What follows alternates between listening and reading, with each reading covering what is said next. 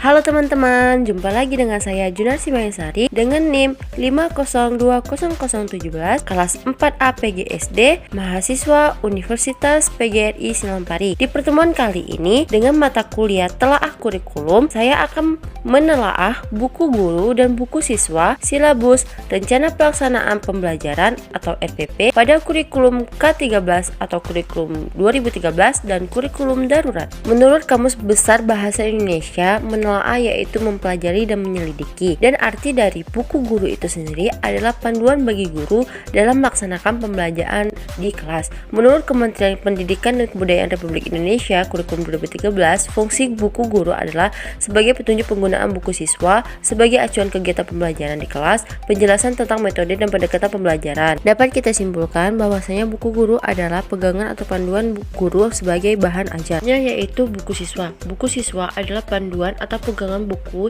yang dipegang oleh siswa yang bertujuan agar siswa dapat memahami secara mandiri materi yang akan dipelajari dan dapat mengulang kembali materi yang sudah diajarkan oleh guru di kelas, dan sesuai dengan fungsi buku siswa dalam kurikulum 2013 untuk diarahkan agar siswa lebih aktif dalam mengikuti proses pembelajaran melalui kegiatan mengamati, menanya, menalar, mencoba, dan berdiskusi, serta mampu meningkatkan kemampuan berkomunikasi baik antar teman maupun dengan guru. Sebelum buku siswa digunakan dalam proses pembelajaran mengajar di kelas, guru sebaiknya sudah membaca dan melakukan analisis buku terlebih dahulu baik dalam kurikulum 13 maupun kurikulum darurat, sehingga jika dalam buku tersebut ditemukan adanya kekeliruan atau tidak ketepatan, guru dapat mengatasinya dengan melakukan langkah-langkah tindak lanjut yang diperlakukan. Hal yang diperhatikan dalam menganalisis buku yaitu menyesuaikan isi buku dengan SKL, KIKD, kecukupan dan kedalaman materi, kebenaran dan kesesuaian penilaian, dan kesesuaian pendekatan. Baiklah, selanjutnya yaitu silabus. Di dalam silabus terdapat komponen-komponen utama pembelajaran seperti kompetensi inti, kompetensi dasar, materi pembelajaran, kegiatan pembelajaran, penilaian, alokasi waktu, dan sumber belajar.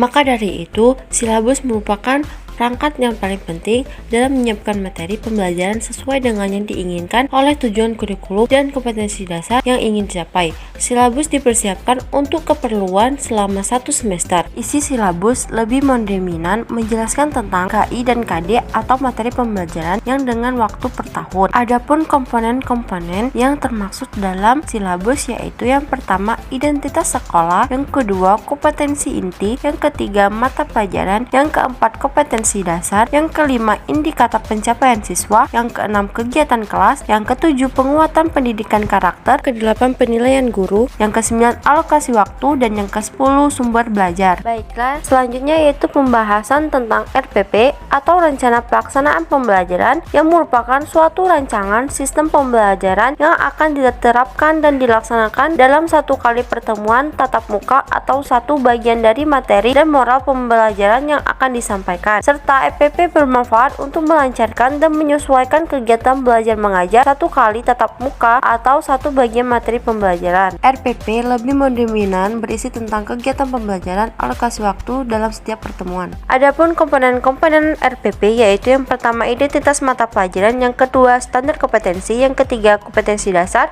yang keempat indikator pencapaian kompetensi, dan yang kelima tujuan pembelajaran, yang keenam materi ajar, yang ketujuh alokasi waktu, yang kedelapan metode pembelajaran, dan yang ke-9 kegiatan pembelajaran. Baiklah, kita sudah sama-sama membahas tentang buku guru, buku siswa, silabus, dan rencana pelaksanaan pembelajaran. Dapat kita tarik kesimpulan yaitu, jadi buku guru dan buku siswa kurikulum 2013 adalah buku atau bahan ajar yang berisikan materi yang akan dipelajari. Misalnya, untuk kelas 1, 2, dan 3 atau kelas rendah itu terdapat 8 tema. Untuk semester 1 ada 4 tema dan semester 2 ada 4 tema. Yang mana satu tema itu memiliki 4 subtema dan satu subtema memiliki 6 pembelajaran. Sedangkan untuk kurikulum darurat fungsinya sama saja dengan kurikulum 2013. Hanya saja terdapat perbedaan antara KI dan KD serta alokasi waktu. Fungsi buku guru dan buku siswa sebagai berikut: sebagai panduan bagi siswa dalam melaksanakan kegiatan-kegiatan pembelajaran, sebagai penghubung antara guru, sekolah, dan orang tua, lembar kerja siswa, penilaian dan portofolio, media komunikasi antara guru dan siswa, sebagai kenang-kenangan rekam jejak belajar siswa, dan sebagai alat atau instrumen pembantu bagi siswa dalam melakukan kegiatan refleksi diri terhadap kegiatan pembelajaran harian yang telah dilakukan. Selanjutnya yaitu silabus. Silabus adalah rancangan yang dibuat untuk membuat RPP yang mencakup tentang KI, KD, materi, waktu, dan lain-lain. Antara silabus kurikulum 2013